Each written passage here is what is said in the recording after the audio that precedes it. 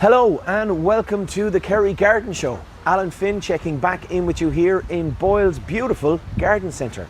Hope you're keeping well, hope your gardens are looking well. And do remember to send us in some pictures. You can post them up on the comment section below, and do make sure you give the video a like. And if you're a fan of hydrangeas, you're not just going to like the show, you're going to love it, because we got lots of great tips and some beautiful selections to talk to with Trish and Jer. Let's go find them.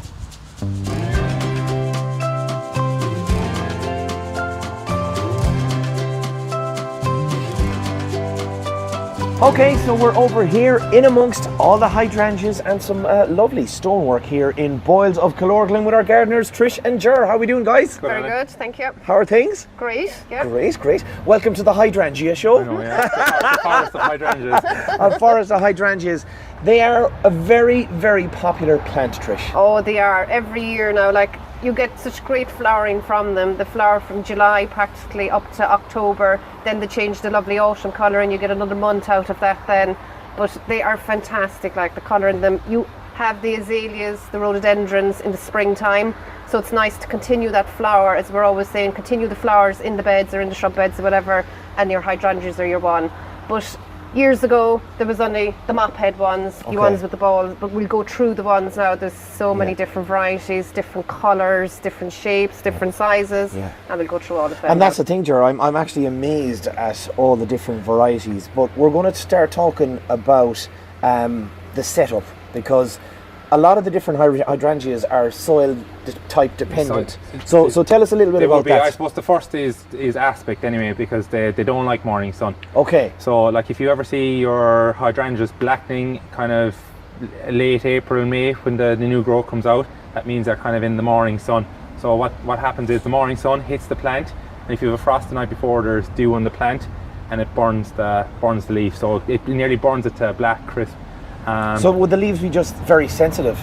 That time of the year there would be that time to of year, late frost. Right. But that in turn, you know, it can burn the buds off it as well, if it's a very severe frost. And you said that as well, guys. Trish, you had mentioned like a lot of people have come in and they were talking about them burning because April and was kind of a like cold I think we had a late frost. I think the latest one we had was 7th of May. So it does really affect them. So, but if you can take them out of the morning sun, and they're fine in a westerly, southerly position. They don't mind semi-shade. So first of all, anyway, is aspect. And if you have any problems, then if you don't know the aspect, just tell us where east is, and we can kind of run through where people can plant them into the garden. Where does the sun rise? Where does it set? You know, just 100%, wake up early in the morning and look out, Trish. Isn't that it? That is it, yeah, very important, like when doing plants. But like that then, the soil as well has a lot to play with the hydrangeas, as in the type of soil and the colour of the hydrangea that will turn in eventually. So they don't like too dry of a soil anyway, so they want moisture in the soil but not sitting in wet. And as Jer says, a light shady area is the place for it.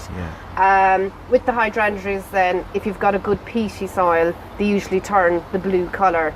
So say for example, even if you had a pink hydrangea, it will turn kind of towards the purpley colour if it's in it.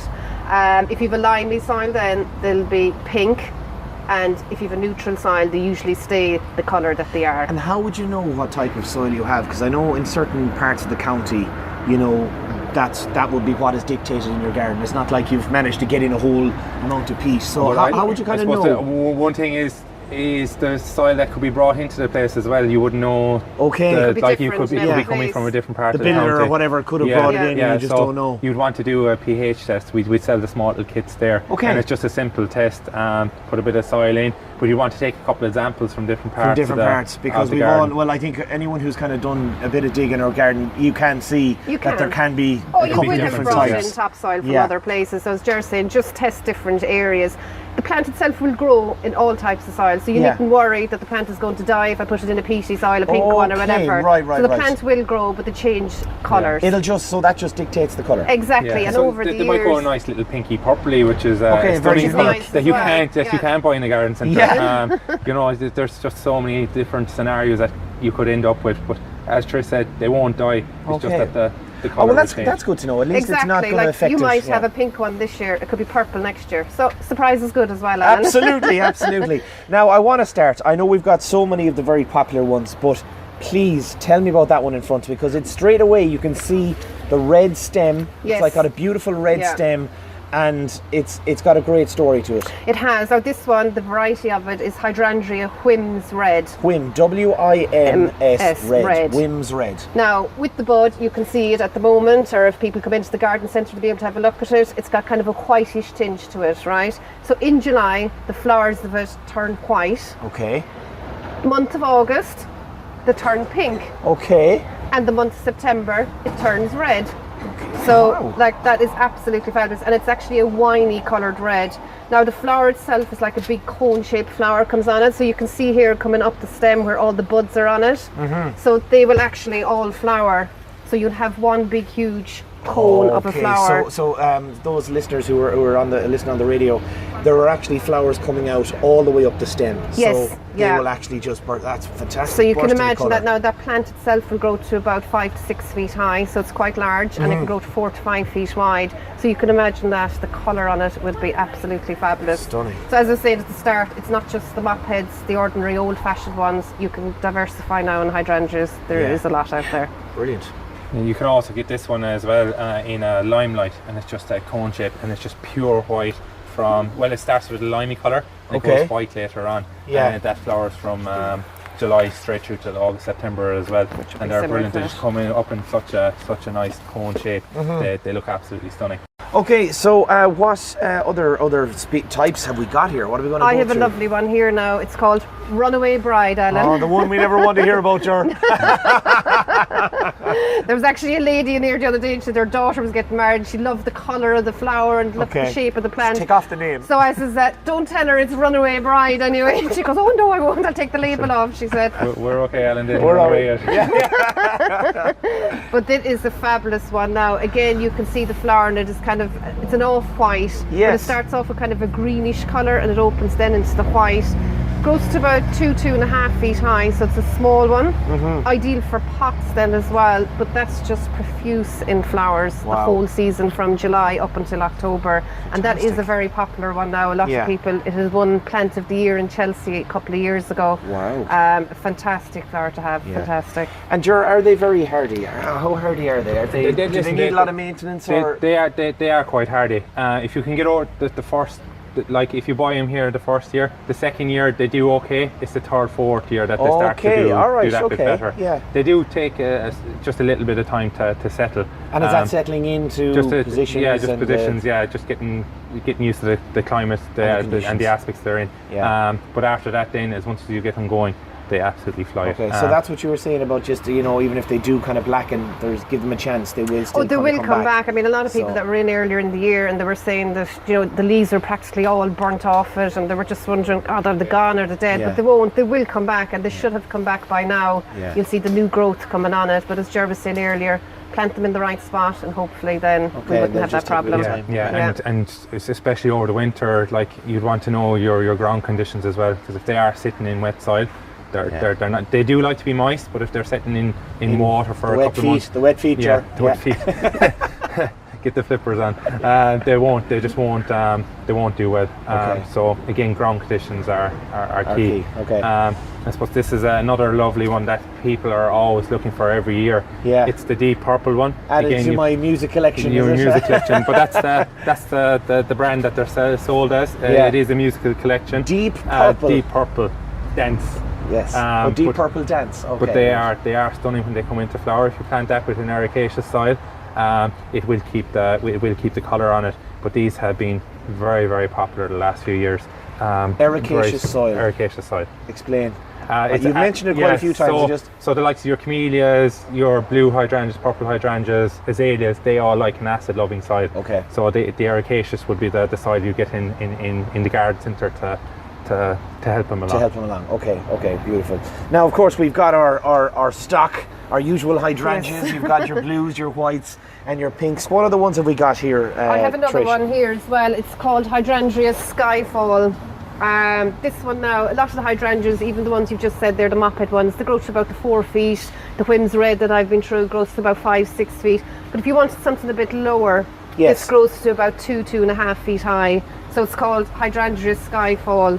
Again, the buds on this would be cone shape. Start off the greenish colour, opening to the white, and that's fabulous. And the autumn colouring is lovely on that as well. Kind of turns the yellowish on the leaf as well. Nice, lovely. But that's nice again because of a 2 foot. You can actually plant it into a pot as well if you want, or plant it into the ground. So that would be a lovely one as well. There's just a difference then between a couple of them. Then again, so you can see here, this is a mop head, which is quite full, and if you look at this one, this is a lace cap. So the flower is kind of more in like kind of clustered ball. This one is kind of open in the centres. The same here. So you can get these in blues, whites, pinks, and reds as well. And they, you know, if you just want a different texture in the garden, if you don't want that full flower and you want something a bit more open, the lace cap ones would be the ones to go for. Beautiful.